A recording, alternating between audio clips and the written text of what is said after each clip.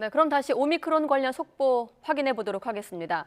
코로나19 델타 바이러스보다 전파력과 백신 회피 능력이 더 강한 것으로 알려져 있는 오미크론 변이 바이러스가 국내에서 처음으로 확인됐습니다. 나이지리아를 방문하고 귀국한 부부와 지인 1명, 그리고 또 이들과 별도로 방역 당국이 해외 입국자를 대상으로 변이 검사를 진행했더니 2명이 추가로 오미크론의 최종 확진 판정을 받았습니다. 국내 첫 오미크론 검사에서 모두 5명이 최종 확진된 겁니다. 취재기자 연결하겠습니다. 김현우 기자. 네, 서혜우입니다. 자, 오미크론 변이로 전 세계가 공포에 휩싸인 상황인데 국내에서도 감염자가 처음으로 확인됐네요. 네, 그렇습니다. 국내 코로나19 오미크론 변이 감염자 첫 사례는 나이지리아에 다녀온 40대 부부입니다. 또 이들과 접촉한 40대 지인도 오미크론 변이에 감염된 것으로 확인됐습니다.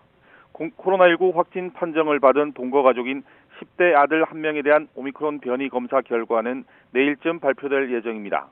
부부를 포함한 이들 변이 감염 확진자는 인후통과 근육통 외에 특이 증상은 없는 것으로 확인됐습니다. 또 이번에 해외 입국 확진자를 대상으로 변이를 분석한 결과 2명이 오미크론 변이에 확진된 것으로 최종 확인됐습니다. 이에 따라 국내 오미크론 변이 확진자는 모두 5명입니다. 오미크론 변이에 감염된 40대 부부는 모더나 백신 접종을 완료한 뒤 지난달 14일부터 23일까지 나이지리아를 방문했습니다. 지난달 24일 입국 당시 PCR 음성 확인서를 제출했지만 하루 뒤 확진 판정을 받았습니다. 변이 확인 PCR 검사법에서 알파, 베타, 감마, 오미크론 영역에서 일부 양성이 나와 전장 유전체 분석을 한 결과 최종 오미크론 변이 감염이 확인된 것입니다. 정부는 이에 따라 이들이 밀접 접촉한 사람들을 대상으로 조사를 서두르고 있습니다. 이들이 백신 접종 완료자로 자가격리를 면제받은 만큼 확진 판정 전 지역사회 전파 가능성을 배제할 수 없기 때문입니다. 오미크론 변이는 국내 코로나19 유행을 주도하고 있는 델타 변이보다도 전파력이 세고 백신 회피 능력도 있다고 알려져 확산할 경우 피해를 가늠하기 어렵습니다. 방역당국은 이들 부부와 접촉 가능성이 있는 탑승 비행기 앞뒤 2열 탑승객 6명과 거주 연립주택 주민 8명도 검사를 진행 중입니다. 방역당국은 또 오미크론 감염 의심자인 지인의 가족과 접촉자 등 3명이 추가로 코로나19에 확진됐는데 이들의 변이 감염 분석 결과는 주말인 오는 4일쯤 나올 예정이라고 밝혔습니다. 확진자 외에 나머지 사람들은 부부와 직접적인 접촉력은 확인되지 않았지만 선제적으로 진단검사를 진행하고 있습니다. 이들 부부가 탔던 비행기를 이용해 입국한 45명에 대해서는 검사 결과 1명이 양성 판정을 받았는데 이 사람은 델타 변이 감염 사례로 확인됐습니다. 네, 내일부터 추후 나올 검사 결과들도 좀 지켜봐야 될 것 같고요.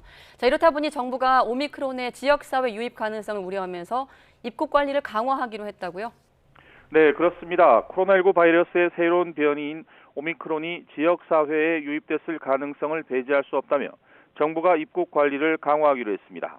중앙재난안전대책본부는 오미크론 변이의 지역사회 유입 가능성이 없다고 단정하기 어려운 상황이라고 평가했습니다. 이에 해외에서 들어오는 사람들에 대한 진단검사를 계속 강화하면서 필요한 경우 변이 검사를 전체 입국자로 확대하는 방안을 추진하고 있습니다. 다만 입국 제한 강화는 외교적 문제가 있는 만큼 외교부 등 관련 부처와 신속히 논의해 조만간 출입국 강화를 위한 구체적인 방안을 결정해 발표할 방침입니다. 오미크론 변이 감염자가 발생한 독일과 네덜란드를 다녀와 확진된 울산 거주자 2명은 오미크론 의심 사례로 분류되지는 않았지만 전장 유전체 분석을 진행해 이번 주말쯤 결과가 나올 예정입니다. 지금까지 사회부에서 전해드렸습니다.